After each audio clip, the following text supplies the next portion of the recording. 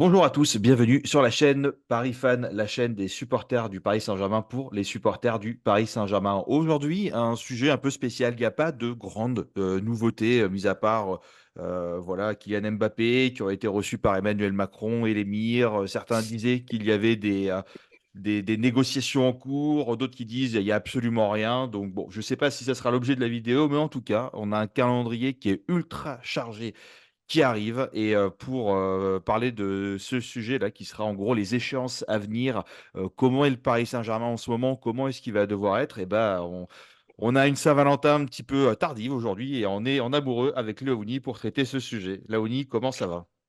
Salut John, salut à tous et à toutes. Bah, gros mois de mars qui va arriver.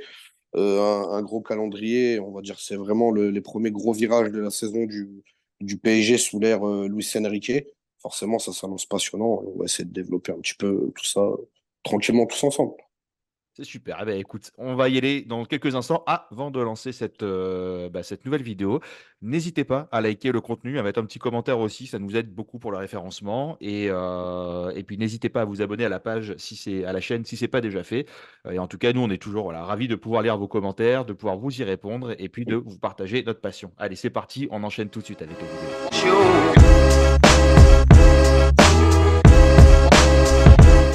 Le Paris Saint-Germain va rentrer dans une ère de matchs quasiment perpétuels. Ce vendredi, on va à Monaco pour les affronter au stade Louis II. Mardi prochain, nous allons pas loin de Saint-Sébastien pour affronter la Real Sociedad. Hop, à peine 5 jours après, le dimanche, alors, on reçoit Reims. Et puis le 13 mars, Nice en Coupe de En France. coupe, Le 17-03, donc mars, Montpellier, on a un déplacement dans le sud. Le 31, donc là, il y a une petite pause à ce moment-là, on va à Marseille. Bon, on enchaîne quand même pas mal de matchs avec des rencontres qui ne seront pas forcément évidentes puisque Monaco, enfin Rennes déjà, c'était pas évident. Monaco reste voilà, dans une bonne tête du classement en Ligue 1. Real Sociedad, ok, on a 2 buts d'avance, mais c'est pas gagné. Reims ne sera pas évident non plus. Coupe de France, Nice, qui sera aussi un match compliqué. Comment est-ce que toi tu sens les matchs qui arrivent, Laoni? bah forcément, je suis très excité. Je pense que vous tous, vous devez être aussi très excités. On arrive dans le concret de la saison. On nous parlait d'une équipe de Luis Enrique qui commencerait à être prêt au début du mois de février. Mars, on y arrive. C'est les grandes échéances pour juger tout ça. Et on sait que le premier virage, il est violent parce qu'on sait qu'on joue Monaco. On sait que quand on a tendance en plus à se déplacer à Monaco, des veilles de Ligue des Champions, ça laisse des traces sur le match qu'on a vu ce week-end. Et, on n'est pas trop rassuré en espérant que les joueurs vont essayer de rentrer un petit peu dans le bain, enchaîner tous les 3 4 jours. Ça va être chaud. Donc j'espère vraiment que le match de Monaco va nous aider pour pas donner des idées à la Real Sociedad quelques jours après, parce qu'on va à Saint-Sébastien. C'est vrai que la Real Sociedad, je pense que tu as les notes, John. C'est vrai que depuis le match aller au Parc des Princes, qu'on a remporté ce match 2-0, sont pas bien. Il y a encore des blessés. Mais c'est vrai que on a déjà vu Paris en Ligue des Champions laisser des matchs là où on avait normalement la qualif. Et c'est vrai que pour rester sur la Real Sociedad, normalement, la qualif, elle devrait être assurée. Bah, Real Sociedad, oui, ça veut dire que nous, on a mis 2 points. Il y a plus la règle des buts à l'extérieur, voilà, pour ceux qui nous suivent et qui voilà, qui suivent pas toutes les règles. Les buts à l'extérieur ne comptent plus. Donc, c'est pas parce qu'on va marquer là-bas qu'on sera favori pour autant. Mais ça veut dire qu'il faudrait que la Real Sociedad mette 2 buts et que nous, on n'en mette aucun, pour qu'il y ait égalité et qu'on aille à la limite dans les prolongations, voir les tirs au but. Heu, bon, je vois difficilement le Paris Saint-Germain ne mettre aucun but là-bas. J'en vois quand même un, allez, peut-être 2. Ça veut dire que, il faudrait que, la Real Sociedad en mette 3 chez eux, voire 4, pour avoir, la qualification. Je trouve ou en tout cas pour avoir une égalité. Je trouve ça, assez ambitieux. Maintenant, après, c'est pas impossible, hein. On connaît le Paris Saint-Germain et son pire ennemi, c'est eux-mêmes. Après, la Real Sociedad, ils ne sont pas dans une forme, olympique. Voilà, ils sont 7e, au classement de la Liga. Sur les derniers matchs, c'est, 1 défaite, une victoire 2-1, c'est pas énorme. Après, il y a aussi une autre défaite et 2 nuls. Voilà. Donc, ils ont un pourcentage de 38% de victoires, 38% de nuls et 23% de défaites. Donc, on va dire que même si on fait un nul là-bas, en gros, on passe en quart de finale. Voilà. Donc, niveau blessé, nous, c'est plutôt des bonnes nouvelles, puisqu'on a Nuno Mendes qui est revenu fouler la pelouse là, sur le dernier match à contre Rennes. Donc, même si c'était une entrée un peu timide, peut-être qu'il va pouvoir grappiller un petit peu de temps de jeu et peut-être rentrer, voilà, si besoin de le faire rentrer à un moment, si on sent qu'on est un peu en difficulté, on aura peut-être besoin de lui. Mais voilà, après, l'effectif, peut-être qu'on pourra. Je sais pas si tu as un mot à dire sur la Real Sociedad. Tu m'as dit qu'il y avait d'autres blessés encore chez eux. Ouais, il y a eu encore quelques joueurs. Alors, je n'ai pas les noms en tête, malheureusement, pardonnez-moi. Mm. Mais c'est vrai qu'en ce moment, ils ont une cascade forcément de blessés. Et c'est vrai que bon, il y a des mots interdits dans mon vocabulaire depuis un moment qui est le mot remontada. Et c'est Mm. vrai qu'en Espagne, ils en parlent. Et c'est vrai que le match vraiment de Monaco, ça va être un match qui va être scruté forcément par l'équipe de la Real Sociedad. Les Espagnols ils vont voir comment Paris va réagir par rapport à ça. On a vu que Monaco aussi, ils reviennent plutôt bien. Et c'est vrai que c'est vraiment deux premiers crochets qui vont être importants avant de refaire le plein de points en championnat. Tu l'as dit contre Reims en donnant le calendrier. Puis Mm. après, derrière, on va aussi recevoir Nice au Parc des Princes en Coupe de France. Et je pense que la Coupe de France aussi, ça serait bien de faire carton plein, en tout cas sur la scène nationale. Et après, derrière, on a deux déplacements dans le sud à Montpellier, et puis contre Marseille au Vélodrome. Et j'espère vraiment que Paris, sur ce mois de mars, moi, ce que j'attends d'eux, c'est que des victoires. J'attends que des victoires face à ces équipes-là.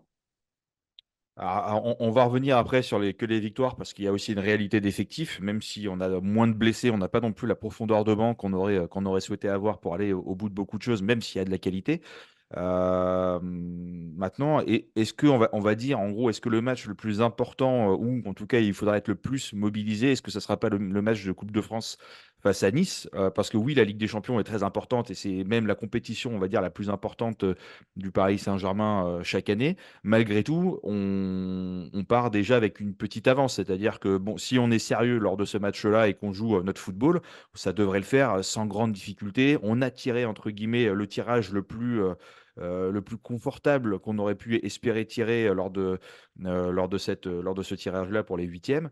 Est-ce que en fait la vraie adversité qu'il va y avoir, c'est le match face à Nice où on va arriver en fait on arrive à un pied d'égalité où c'est la personne qui va gagner ce match-là qui va passer. Parce que si je dis une bêtise, mais Real Sociedad, même si on perd 1-0 par exemple, en fait, on passe quand même parce on a deux buts, Oui, on a deux buts. Donc, même si on perd le match 1-0, entre guillemets, ou même si on fait 0-0, on ne sait jamais, techniquement, on est censé passer. Donc, on a un peu de mou. Voilà. Même s'il faudra rester très sérieux, très concentré, et c'est ce qui nous a fait défaut les dernières années, c'est justement de prendre les matchs c'est ça. retour trop à la légère, de ne pas être concentré, d'avoir des sautes de concentration. Mais ce qui est intéressant le Paris Saint-Germain de Luis Enrique cette année aussi, c'est que le Paris Saint-Germain, même s'il y a des sautes de concentration, qu'on a des temps faibles, en fait, on ne prend pas de but. L'année dernière, toi, je ne sais pas, oui, les 2 dernières années, quand on avait des temps faibles, on se disait, OK, là, le quart d'heure, on va se prendre au moins un but, et il y en a peut-être deux qui vont arriver. Et à chaque fois, ça ne nous plaît pas. Et cette année, quand on a des temps faibles, en fait, on se prend pas la On torpille se prend comme on pas de peut pion. avoir.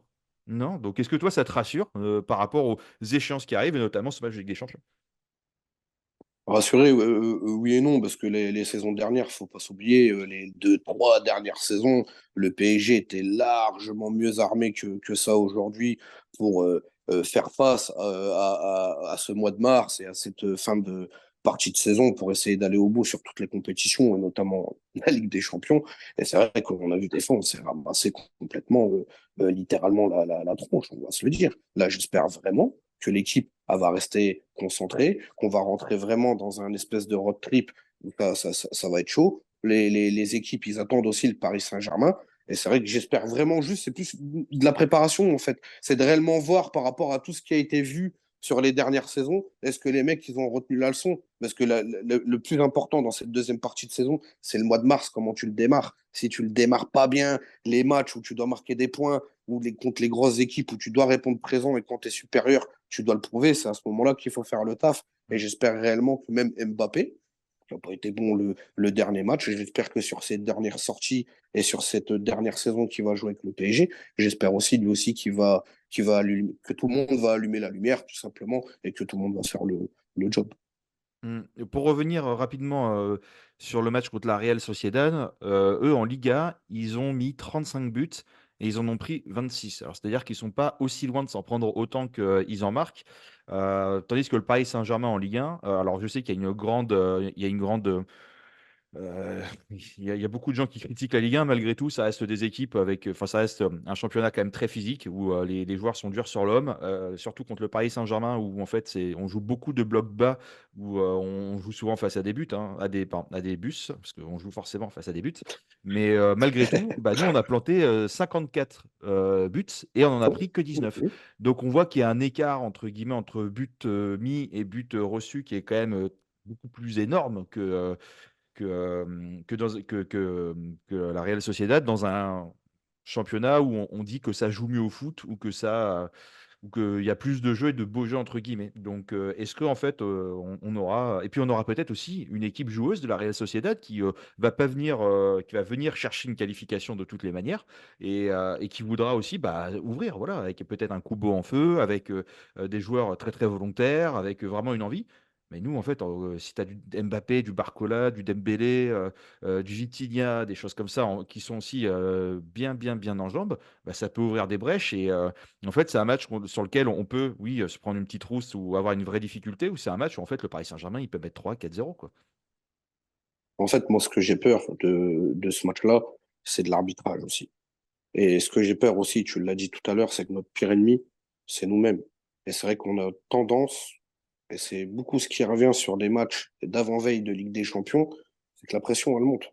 La pression, elle monte, et j'ai l'impression que la pression, des fois, elle n'est pas bien, on la supporte mal. Et c'est vrai que les entames de match, et c'est vrai que les dernières entames de match, ça va un petit peu mieux, mais les derniers matchs contre Brest, notamment, je n'avais pas du tout aimé, où il y a une espèce de flottement contre la Real Sociedad. Les 10 premières minutes, ils sont pas bons. Si on a le malheur de prendre un pion et de re-entendre cette espèce de petite musique qu'on a déjà entendue, et faut pas l'oublier, depuis la remontada, le seul survivor qui sont présents, il me semble que c'est Marquinhos. Donc Mm. tous ces mecs-là n'ont pas connu toutes les déroutes qui ont pu avoir dernièrement le Paris Saint-Germain sur la scène européenne. Mais j'espère réellement que sur ce match-là, il ne faut leur laisser aucune chance, très clairement. La Real Sociedad, on doit se qualifier. Ils sont pas bons. Ils vont jouer le jeu chez eux, très, très clairement, hein, d'après ce que j'ai entendu.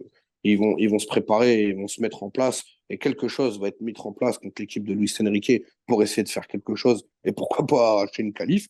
Tout est Mm. possible en 90 minutes, voire plus. Mais j'espère vraiment que Paris, dès le début du match, Oui. ils vont faire mal. On en colle un. Comme ça y est, c'est fini, les gars. Même si on encaisse un but après derrière, je pense qu'ils vont quand même gérer. Mais c'est surtout de ne pas déconner. Parce que 10 fois Paris a gagné son match aller. Puis sur ces 10 fois, on est sorti 4 fois finalement à la Mm. fin. Et avec des matchs avec 2 buts d'avance à la fin. Donc j'espère réellement que. J'attends vraiment, c'est les leçons qu'on a mal apprises les dernières saisons avec des joueurs qui ont plus d'expérience, de savoir si aujourd'hui, avec un coach comme Luis Enrique, toutes ces choses-là, bah, il va réussir à les surmonter et mettre en place une bonne équipe qui va donner une belle image très prochainement à Saint-Sébastien et avoir une bonne qualif et pourquoi pas même avoir un tirage en quart de finale accessible pour pourquoi pas se mettre à rêver en sachant qu'on n'a pas l'équipe aujourd'hui clairement pour aller gagner la Ligue des Champions, sait-on jamais. Non, non, non, bah, après l'équipe, bah, tu sais quoi? C'est une très belle transition que tu me fais, juste là. On va balayer un peu l'équipe. Est-ce que, pour toi aujourd'hui, on a les armes suffisantes? Parce que, Hakimi, moi je trouve qu'il n'est pas au niveau, on va les passer rapidement, mais Hakimi, je le trouve pas au niveau de ce qu'on lui prétend, c'est-à-dire, le meilleur du monde à son poste. Marquinhos, commence à vraiment, enfin, il revient bien là ces derniers matchs, mais c'est quand même, très compliqué, psychologiquement, mentalement. Danilo, c'est solide, mais bon, il y a quand même quelques sautes, enfin, quelques sautes de concentration, qui ont vraiment été compliquées. Lucas Hernandez qui joue côté gauche, est-ce que c'est peut-être pas le moment de le remettre un peu, dans l'axe? Voilà, Nordi Mukele, qui est complètement sorti des radars. Laymin Kurzawa, bon, bah, voilà, il est devenu streamer de jeux vidéo. Mahen Skriniar qui revient doucement, mais qui n'est toujours pas là. Et Beraldo, tu vois, par exemple, toi, sur la Real Sociedad, tu mets qui? Tu mets Danilo Beraldo, tu mets, Lucas Hernandez, Marquinhos, tu vois? Peraldo, très clairement, sur ce match retour-là. Je mets pas Beraldo et je mets une défense Hernandez, Marquinhos avec Nuno et Hakimi. Ok. Très honnêtement, je pense que là, vraiment, moi, ce que je veux voir, c'est vraiment de la concentration, les gars, et de pas revivre ces espèces de matchs pression comme ça où on est derrière la télé et on se dit que le travail a été fait au match aller, il y a juste à finir au match retour, puis finalement, tout bascule. Ouais, et puis il faudra vraiment une équipe solidaire qui attaque, qui défend ensemble. Voilà, comme on voit les belles équipes qui vont loin dans la Ligue des Champions, c'est vraiment c'est ces efforts collectifs qu'il faut faire et ne pas être dépassé en laissant quelques collègues derrière ou Dans la avec des phases merde. offensives. Exactement. Et après Mendes, bon, Oui, oui, oui. vas-y, vas-y.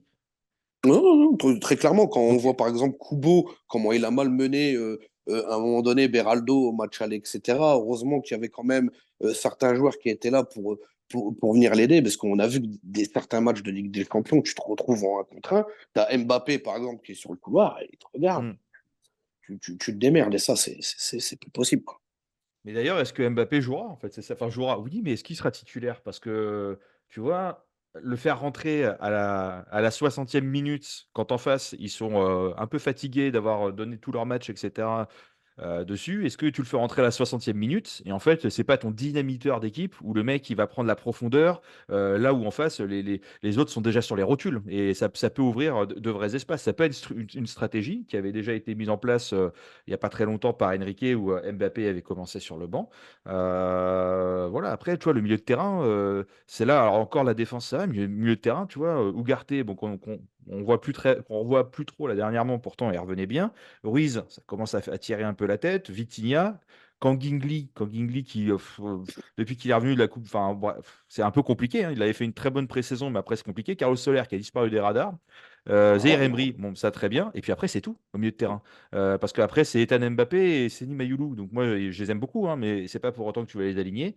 Et tu as Marco Asensio qui pourrait éventuellement être milieu offensif, mais force est de constater que ces derniers matchs sont plutôt fantomatiques. Donc, Je pense que le meilleur milieu de terrain à reconduire, c'est un simple avis à moi, hein. Je pense que c'est de mettre Ugarte pour mettre un peu de densité dans ce milieu et la récupération de balles. C'est quelqu'un qui a un énorme volume de jeu, qui a un gros mm, coffre, et de mettre après Vitinha et Zaïre Emery à côté de lui. Je pense que ça mm, serait la meilleure des choses. Je pense que le plus important, c'est vraiment de mettre des joueurs qui ont quand même un minimum d'expérience, ou en tout cas qui ont des couilles, excusez-moi de la vulgarité, lors de ces matchs-là. Et ce qui est sûr, c'est que des petits jeunes comme Barcola et compagnie aujourd'hui, même s'ils n'ont pas l'expérience, eux au moins ils ont les burnes et ils se cachent pas pendant les matchs. mm, Ça, c'est ce qui me fait plaisir. Après Mbappé, tout le choix tactique de Luis Enrique, j'ai beaucoup aimé aussi en conférence de presse. Va falloir aussi à l'avenir penser à une équipe sans Kylian Mbappé, forcément. Et c'est vrai que je vais être un peu sadique, mais je le ferai pas démarrer lors du match de la Real Sociedad. J'essaierai de reconduire une équipe où je me dis à l'avenir, bah, il y aura peut-être pas Kylian, mais je l'ai en joker pour le faire rentrer en cours de match. Après Mbappé, sur ce qu'il a montré réellement les derniers matchs en numéro 9, euh, je le mets pas en neuf, quoi, très clairement. Mais c'est vrai que c'est une vraie alternative. Et Mbappé, c'est une vraie arme pour toute équipe quand tu l'as dans ton équipe. Après, tout simplement, c'est comment tu l'utilises. mm. Bah ouais, enfin, après le souci et pourquoi est-ce qu'il est en neuf, c'est parce que Luis Enrique veut des ailiers qui défendent, qui font les efforts défensifs et Kylian Mbappé ne veut pas le faire. Donc en fait, bah, tu ne seras plus à gauche, tu seras au centre et puis voilà, c'est un choix de dépit. Et quand je vois, voilà, Gonzalo Ramos, alors il faut pas comparer les deux joueurs, mais Gonzalo Ramos a un ratio match-but là récent qui est quand même tout à fait honorable, hein. Je crois qu'en 5 matchs, c'est 4 buts ou quelque chose comme ça, donc c'est presque un but par match. Il a un très très très très bon ratio. Et il fait les efforts défensifs. Et aujourd'hui, on connaît la difficulté du Paris Saint-Germain sur les coups de pied arrêtés, où c'était un de nos points forts à l'époque, il y a encore quelques années, et aujourd'hui c'est devenu un de nos pires points faibles.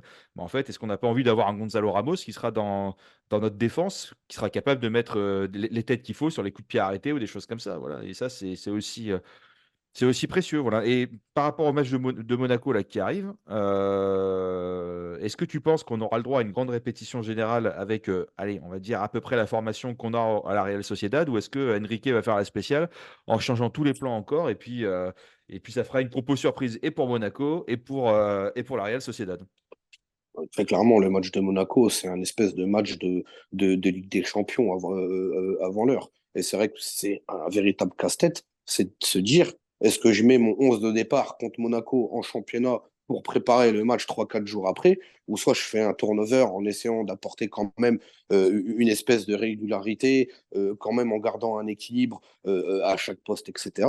En sachant que Luis Enrique, ça s'appelait Panoramix pour trouver les compos de Luis Enrique, très honnêtement. Et c'est vrai que moi, aujourd'hui, j'essaierai en tout cas de relancer et de donner du temps de jeu à des joueurs qui n'ont pas eu. Donc forcément, j'ai dit une bêtise, Gonzalo Ramos, j'aimerais bien le voir titulaire contre Monaco. Non, non, c'est pas une bêtise et on pense aussi à Mukele, qu'on ne voit plus et alors On va y après c'est par arriver. rapport à apparemment hein? On va y arriver aussi, Mukulele, on va évoquer son sujet, vas-y. Mais non, non, non, mais le truc, c'est que effectivement, ça parle de ces problématiques extrasportives qui sort beaucoup, qu'il influence le vestiaire à sortir, machin, etc. Bon, ça, après, en vrai, on n'en sait rien de ce qui se passe vraiment. Et surtout que il y a deux choses. Soit on se dit en même temps, on se bloque une belle opportunité avec un joueur de qualité qui peut vraiment nous aider dans un moment charnière. Surtout, c'est peut-être là qu'on va commencer à le revoir avec l'enchaînement des matchs. Mais en même temps, si tu lui donnes du temps de jeu, bah, en même temps, quel message tu envoies aussi aux autres joueurs, tu vois, c'est-à-dire que bah, en fait, tu vois, quand tu veux faire un exemple, il faut le faire jusqu'au bout. Tu peux pas punir quelqu'un qu'à moitié. Mais c'est ça que j'ai du mal à comprendre aussi, parce qu'il est rentré en cours de match il n'y a pas très longtemps. Je crois qu'il a été titulaire, je ne sais plus si c'était contre Lille, ou je ne sais plus quel match c'était. Il avait été titulaire, si je ne dis pas de bêtises, ou contre Lille, je crois, où il avait été très bon. Donc, j'ai du mal à comprendre. Voilà. Donc, est-ce qu'on le verra plus à ce moment-là? Tu vois, ça se trouve, Mukiele, il sera peut-être même titulaire face à la Real Sociedad, quoi. Nous, on a tellement surpris notre ami Enrique que. Non, mais moi, je comprends plus rien, franchement, que ça soit un peu l'espèce de type qui organise les soirées au Paris Saint-Germain. Alors ça, j'en tombe encore une fois de ma chaise, parce que soi-disant, on aurait écarté tous ces mecs-là nuisibles qui vont espérer, un peu vampiriser le sportif et les bonnes performances au détriment des soirées et compagnie. Moi, je ne comprends pas du tout. Puis Mukulele, très honnêtement, ok, il sort un petit peu et tout. Heureusement que c'est pas Neymar et Verratti parce que ça ferait les gros titres. Je tiens quand même à le préciser, mais vu que c'est Nordi Mukulele, ça fait un peu petit. Mais t'es Luis Enrique, je sais pas moi, un mec comme ça de ce niveau-là, il se bourre pas la gueule tous les week-ends. Tu vas le voir. Tu lui dis, écoute, rentre dans le rang, mon petit, essaye de remettre une hygiène de vie parce qu'il n'est pas toujours derrière lui pour voir ce qu'il fait. Mais je pense qu'il a une bonne conduite. C'est un grand garçon et il va le faire. Et de dire tout simplement, bah, j'ai besoin de toi, mais que je comprends pas qu'il n'y a pas de discussion pour régler ça et dire bah apparemment tu organises des soirées bunga bunga, bah tu joues plus. Voilà, tu joues plus. Quitte à mettre même Solaire, on l'a vu, mais moi je comprends pas, en sachant que Mukulele sur le mercato, Paris, ils l'ont retenu, en sachant qu'ils auraient pu le laisser partir aussi. C'était au Bayern, apparemment que la corde se tenait, c'est pas chez des brouettes en plus, hein, où il va rebondir. Moi, il y a qu'au Mm. PSG qu'on entend ça. Soi-disant, on aurait dégagé tous ces mecs-là où on aurait réglé le problème, mais je suis désolé, tous les sportifs sortent. Ils ont besoin de décompresser aussi, les mecs. C'est Mm. pas des robots, c'est des êtres humains, mais maintenant qu'ils ont des écarts, etc., c'est vrai que ça va pas avec le haut niveau. Mais de blacklister des mecs comme ça à des postes en plus importants, moi, je comprends pas. Ouais, moi après je suis plus une personne du résultat, c'est-à-dire que peu importe de comment tu fais, tant qu'on arrive au résultat escompté, c'est le principal, tu vois. Ronaldinho, il répondait toujours présent sur le terrain, pourtant il arrivait aux entraînements dans le coffre de voiture parce qu'il sortait de boîte de nuit et que et qu'il arrivait encore bourré, etc. Bon bah après voilà, on peut pas comparer Mukele à Ronaldinho, des choses comme ça, mais tout ça ce que je veux dire, c'est que bah, en fait, si tu réponds présent sur le terrain, bah, ta place, elle est dessus. Et aujourd'hui, Tout enfin, simplement. voilà, dans ce qu'on voit actuellement, pour moi, un Mukele a plus sa place sur le terrain en latéral droit qu'un Kylian Mbappé en tant que numéro 9 au Paris, enfin, dans la composition de départ. Voilà, donc, mais c'est une question pas c'est pas de niveau global, c'est de niveau à l'instant T, de forme à l'instant T.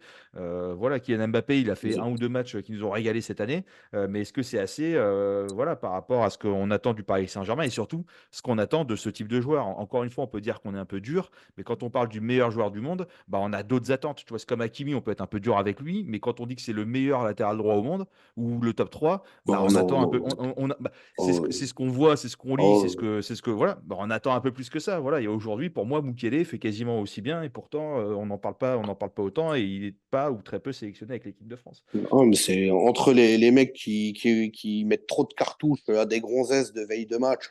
Ça peut arriver. Ou des gars qui jouent jusqu'à 3-4 heures du matin à la PlayStation aussi. Ça serait bien qu'un jour on fasse même un thème de vidéo, c'est de savoir réellement qu'est-ce qui se passe, c'est quoi la vie d'un footballeur entre les matchs. Mais qu'est-ce qu'il peut faire et qu'est-ce qu'il ne doit pas faire? Parce que à part être assis devant la télé ou faire de la récup, etc., il fait quoi à un moment donné? Tu as une vie aussi, c'est pas des robots. Et c'est vrai que quand en plus tu as des grandes échéances comme ça où tu as des joueurs importants dans l'équipe, bah, tu apprends que le mec il joue pas Mm. parce que il sort. Voilà. Bon. Pour moi, je pense que moi j'ai dit ce que j'avais à dire, à mon avis. Voilà, on a fait la gestion des joueurs et la fatigue. L'état du PSG, bon, qui est assez mitigé là, en ce moment, mais bon, on a de bonnes espérances pour les prochains matchs. Voilà, les rencontres à venir, on en a parlé. Le calendrier, où en fait, c'est bien, parce qu'on va avoir du PSG quasiment tous les 3 4 jours, là, donc on va se régaler. Mais Oui. est-ce que les joueurs du PSG vont se régaler? Voilà. Et d'ailleurs, vous qui regardez la vidéo, dites-nous ce que vous pensez. Qu'est-ce que vous pensez du match face à la Real Sociedad? Voilà, est-ce qu'on va passer bien ou pas? Est-ce qu'il faut faire tourner un peu les joueurs? Voilà, est-ce que Gonzalo Ramos peut commencer titulaire plus souvent à la place d'un Kylian Mbappé? Ou est-ce que Mukele doit réintégrer, malgré ce qu'on entend dans les médias, doit malgré tout voilà, réintégrer l'effectif ou être beaucoup plus utilisé? Voilà, va-t-on revoir un joueur Carlos Soler en latéral droit? Voilà, j'espère que non. Non, mais en plus, Carlos Soler, en latéral, il avait fait 2 bons matchs. Je crois qu'une fois, en latéral droit et en latéral gauche, il avait été aligné. C'était alors 2 bons matchs. 2 bons matchs pour Carlos Soler. Mais peut-être qu'on le méliorise un petit peu sur tout ça. Mais Non, mais lui, c'est une énigme, hein. Franchement, moi, là, honnêtement, alors je n'ai plus l'idée de qui a fait venir ce joueur, mais c'est Campos. une blague. Mais Campos, très, très honnêtement, mais je sais même pas qu'est-ce qu'il fout encore au PSG. Comment tu peux faire venir des mecs comme ça? Aujourd'hui, t'es espagnol, il te fait découvrir Paris, quoi, c'est tout. C'est devenu Mm. Herrera. Solaire, Ouais. c'est devenu, et encore, je suis dur, Herrera, au final, 8, il a Et- été là. ouais. C'est Il n'a pas c'est été pire. mystère et boule de gomme. Et ce qui est assez dingue, c'est que je remonterai, tout à l'heure, j'en parlais avec un ami qui est fan du Real et à qui je passe le bonjour presque amicalement. Mais pareil, Solaire, en fait, il était coté à 50 millions d'euros ou 55 quand on l'a acheté. On l'a acheté 18. Donc c'était en soi une belle offre. Et s'il était coté à 55 millions d'euros pour un milieu de terrain, c'est quand même qu'il devait, entre guillemets, faire quand même de bonnes choses lorsqu'il était, je crois que c'était à Valence qu'il était, si je dis pas de C'est à bêtises. Valence. Et, Ouais, ouais. et, et- et Ruiz était coté à 50 millions d'euros. On l'a acheté à 25 ou 28 ou 55 même. Et voilà, et qui faisait des bonnes choses, qui faisait de très bonnes choses à Naples aussi. Voilà, mais bon, écoute, voilà, il y a eu des Solaire, moi, quand opportunités de je l'ai vu marché. arriver au PSG, John, très honnêtement, j'étais content. J'étais content. C'est un joueur en Liga que tu vois. En plus, à chaque fois que lui qui passe dans les highlights ou dans les top buts, Mm. c'était des grosses frappes. C'était vraiment quelqu'un qui avait une petite qualité Ouais, c'est vrai. technique et tout. C'était un beau petit joueur, vraiment, que Mm. je me suis dit, vraiment, Paris, ils ont eu du pif à ramener ce Mm. mec-là. Mais c'est complètement. Il a disparu, quoi. C'est même Mm. plus disparu. On a l'impression que le PSG, bah, le costume, mais il ne va absolument pas, quoi. Mais Ouais. c'est du gâchis sportif parce que certes, il prend un gros salaire aujourd'hui. Je ne vois pas Carlos Soler, en tout cas, même se faire violence à dire bah, sportivement, ça va pas. Sortez-moi du club, les gars. J'ai envie de jouer. Apparemment, Mm. sa situation, Mm. même lui, ça Non, mais est-ce que l'arrange. c'est C'est ce qui est dingue. Ouais, mais est-ce que c'est pas un accomplissement en soi, en fait, quand t'es un joueur, tu arrives au PSG, tu étais dans un club qui n'était pas un bon club, mais qui n'est pas non plus top européen, et tu arrives au PSG, tu prends un maxi salaire, t'es bien, quoi, tu vois. C'est l'accomplissement d'une carrière, en fait, quoi, tu vois. Et du coup, bah, il y a du relâchement, voilà, un peu comme il y a pu avoir avec Ekitike aussi, voilà, le mec qui passait de Reims au Paris Saint-Germain, gros transfert, machin, record pour un jeune. Il y a d'autres cadors européens ou d'autres grands clubs européens qui me voulaient. En fait, voilà, est-ce qu'il n'y a pas une. Voilà, soit il y en a qui voient ça comme une vraie opportunité et qu'il faut saisir et il faut montrer. Donc, soit il y en a qui se disent, en fait, voilà, c'est bon, quoi, c'est fait. Et du coup, bah, qui se reposent un peu sur leur laurier, malheureusement. Malheureusement, mais je pense que la concurrence, ça doit être très, très forte au PSG. Je pense Mm. qu'aussi qu'il faut avoir un espèce de bagage technique pour vraiment mettre tout le monde d'accord et avoir vraiment, on va dire, une crédibilité au niveau de tes partenaires. Parce Mm. qu'on s'aperçoit que si tu fais pas le niveau, clairement, tu sors, quoi. On te le Ouais, fait ouais. comprendre, hein. Même Ekitike, quand il rentrait sur le terrain, on avait l'impression que c'était le mec, il avait deux pieds gauche.